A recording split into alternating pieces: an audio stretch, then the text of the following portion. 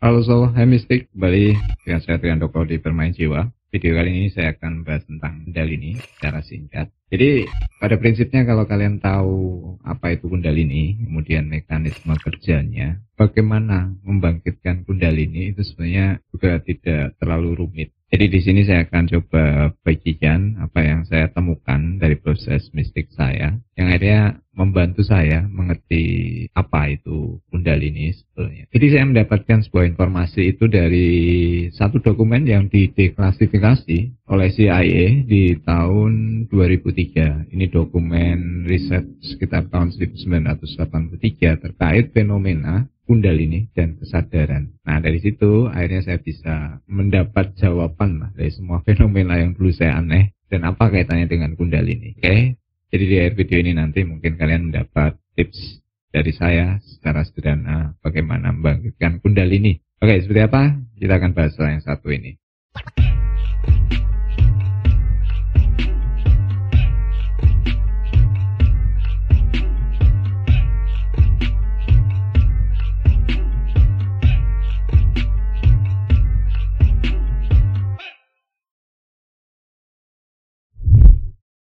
Jadi banyak hal yang sebetulnya saya bagikan lewat channel Bermain Jiwa ini berawal semua dari proses mistik, proses channeling, bagaimana kita terkoneksi dengan dimensi yang lebih tinggi lewat meditasi. Nah pertanyaan saya itu sama seperti pertanyaan kalian umumnya. Jadi kalau kita meditasi, kemudian kita mendapatkan intuisi, itu kan pasti bertanya benar atau tidak, nyata atau tidak, pikiran saya atau intuisi, dan lain-lain. Nah mungkin salah satu keuntungan saya, karena saya tidak belajar kemanapun, tidak membaca buku banyak juga, saya hanya mengalir mengikuti proses itu. Jadi saya tidak begitu peduli ini benar atau tidak. Nah hal ini nanti mungkin akan juga kalian alami, karena ketika saya melakukan dialog, istilahnya koneksi itu, kalau kalian bisa bayangkan, ketika saya berdialog dalam meditasi itu memang terasa seperti bukan pikiran saya, tapi saya menghadapi pihak lain, dan di situ pembicaraan mengalir, okay? Kadang ada perdebatan, kadang ada bentuk diskusi dan sebagainya. Jadi tapi ini melalui proses yang panjang ya. Dulu saya juga tidak percaya, tapi saya mengalir mengikuti itu saja sampai akhirnya itu menjadi otomatis. Nah pertanyaan saya itu sama seperti kan, tapi ini saya proses langsung ketika saya itu melakukan channeling ya. Jadi saya tanyakan ini beneran atau tidak, bagaimana penjelasannya. Kalau kamu itu nyata, kenapa tidak ada bukti yang mengkonfirmasi? Nah dari situlah akhirnya saya secara tidak langsung mencari informasi tentang apa itu Kundalini.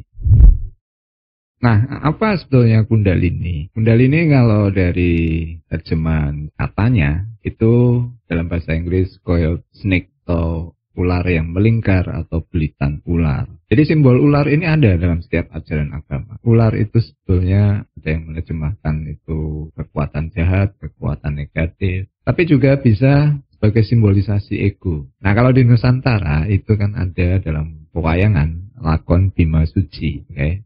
Itu sebenarnya juga terkait dengan konteks pemahaman akan Kundalini. Jadi Kundalini ini tidak hanya dalam tradisi Hindu, di tradisi Mesir kuno, okay?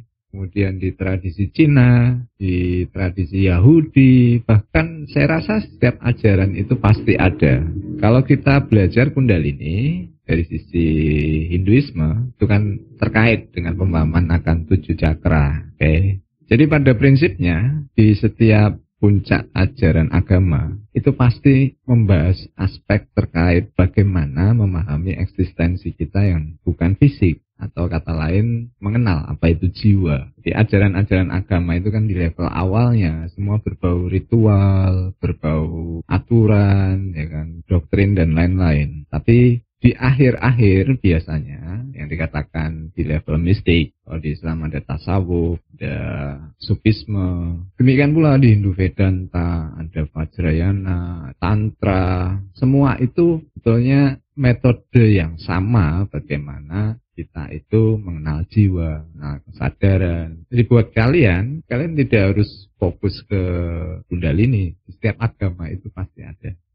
Nah ketika saya membuka atau membaca berbagai tinjauan sisi agama itu akhirnya menjadi lebih mudah. Masalahnya sistem yang ada, kita itu kan selalu dikotak-kotakkan. Akhirnya kita hanya tahu sebatas dari perspektif kita, sesuai dengan apa yang kita yakini. Tapi begitu kita belajar lebih banyak, kita itu menemukan bahwa tidak ada yang berbeda di sana. Jadi baik di Buddhisme, Hinduisme, Kristen, Islam, dan ajaran-ajaran kepercayaan yang lain, itu pasti ada terkait pemahaman akan jiwa, pemahaman akan terkait pola energi. Oke, kita kembali pada simbol ular yang melingkar. Apa maksudnya di sana? Ini saya cerita tentang pengalaman mistiknya ya. Jadi kalau tidak salah, itu di awal-awal pandemi, berarti tahun 2020 ya. Saya tidak dalam kondisi meditasi, tapi dalam kondisi tidur, kemudian saya terhubung. Nah, ada yang menarik di situ. Karena saya tanya, waktu itu sedang lockdown ya. Saya tanya pada entitas yang saya terkoneksi, ini caranya bagaimana supaya imunitas kita itu naik? Oke. Kemudian saya mendapat jawaban, kamu belajar Caduceus. Saya agak susah waktu itu mendengarkan. Coba diulang lagi. Kemudian saya minta ditunjukkan. Akhirnya muncul dalam layar penglihatan saya tulisannya gitu kan, hurufnya CAUDECEUS. Apa ini? Saya pikirkan. Ya sudah. Ternyata apa?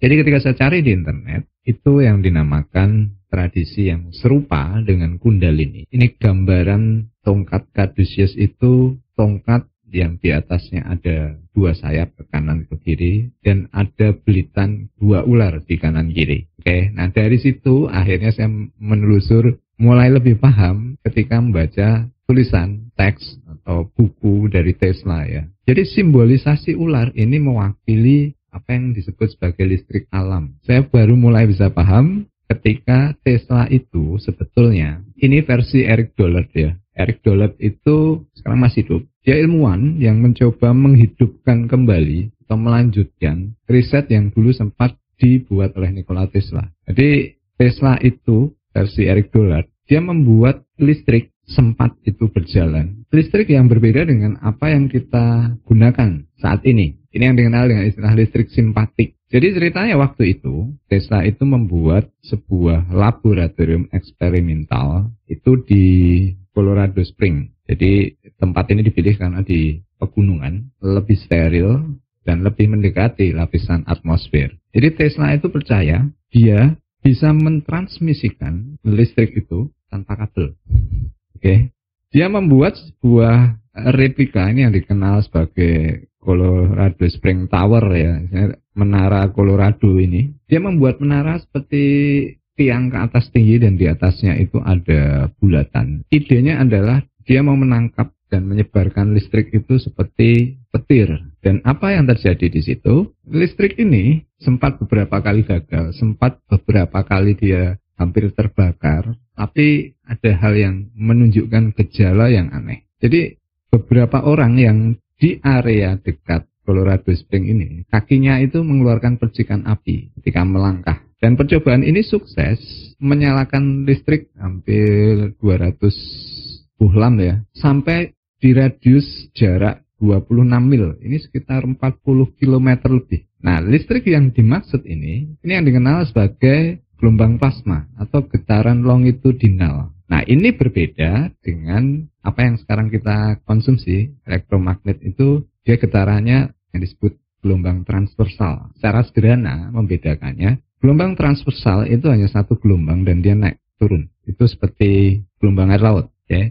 Nah, yang Tesla sampaikan ini adalah gelombang longitudinal. Gelombang longitudinal itu seperti tsunami. Jadi dia ke kanan ke kiri. Nah, ini yang diterjemahkan Tesla bagaimana mengubah ether. Jadi Tesla itu percaya segalanya yang kosong ini penuh dengan energi dan bagaimana itu ditransmisikan tanpa kabel, dia berhasil. Nah, lewat proses channeling saya itu dijelaskan bahwa itu sama dengan apa yang dimaksud dengan Caduceus. Jadi belitan ini tadi yang dimaksud adalah semacam kumparan ya.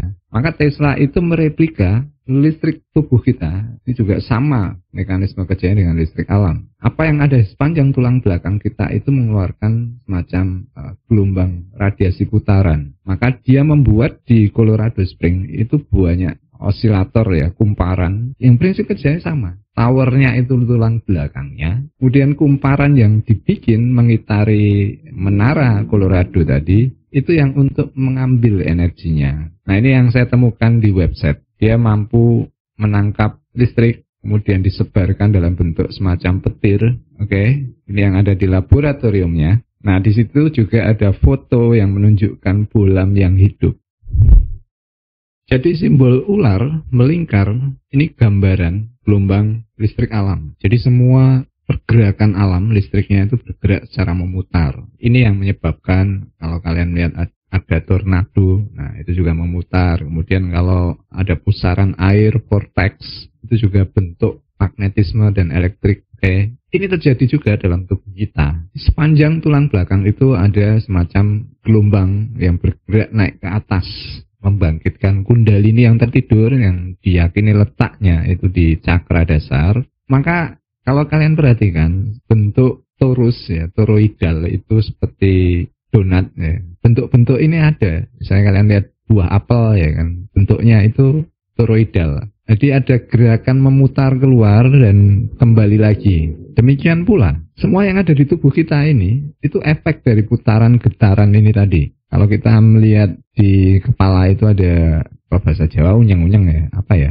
kalau bahasa Indonesia. Jadi belahan rambut kalian itu kan juga memutar. Kemudian sidik jari. Ini adalah efek dari kerja kelistrikan alam tadi. Nah, saya akan tunjukkan, jadi saya menemukan mungkin lebih membantu penjelasan ya. Saya akan tunjukkan videonya, cuma supaya tidak kena klaim hak cipta, saya beritahukan saja. Jadi gelombang yang naik ini tadi dikenal sebagai standing wave atau gelombang berdiri. Nah kalian bisa lihat video saya yang terkait bagaimana dulu itu kuil-kuil Buddhisme itu bisa di puncak-puncak gunung. Mereka menaikkan batu itu dengan genderang dan mantra, ya kan. Teknik ini yang sama digunakan apa yang dimaksud dengan akustik levitasi. Jadi levitasi atau gerakan melawan gravitasi dengan suara. Ini yang disebut sebagai gelombang berdiri atau standing wave tadi. Demikian pula yang terjadi di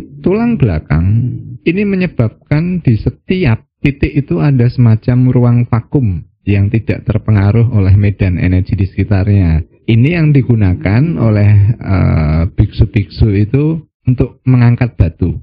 Jadi di video ini saya coba tunjukkan di layar. Ada video dari channel Fisik Demos. Ini mendemokan standing wave. Jadi hanya dengan tali yang diputar kita bisa membuat harmoni beberapa frekuensi. Oke. Kemudian kalian juga bisa lihat ini video dari The Action Lab, oke?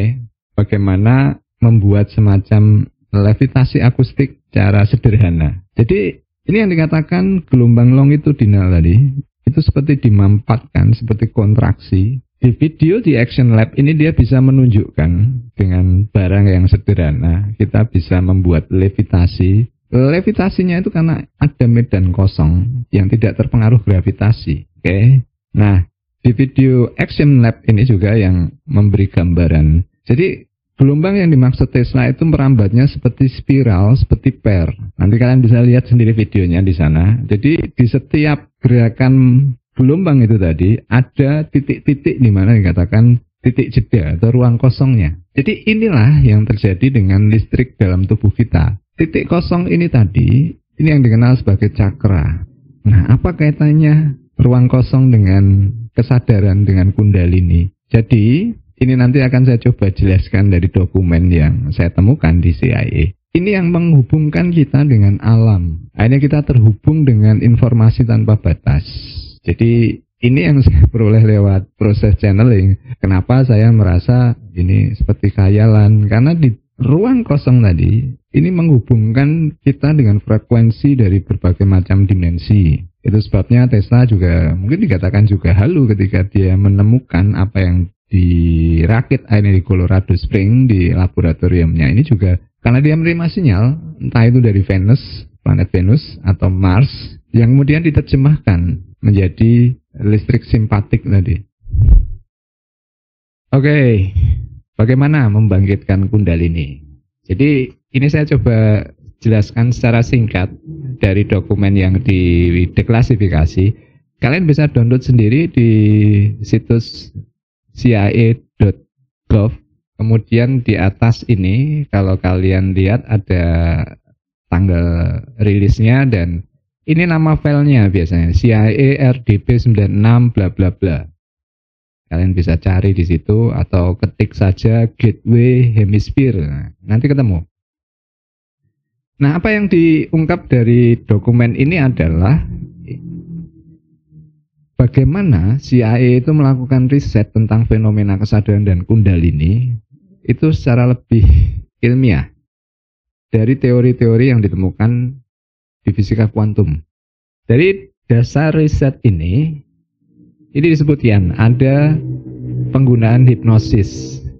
Jadi kalau kalian mau membangkitkan kundalini secara sederhana, kalian cari di internet banyak musik meditasi hipnosis yang menggunakan gelombang binaural.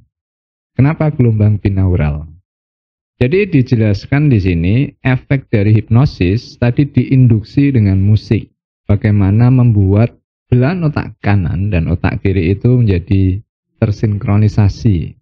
Nah, caranya itu tadi dengan binaural beat. Jadi otak itu ketika diberikan suara dengan dua frekuensi yang berbeda, dia akan membuat gelombang yang ketiga.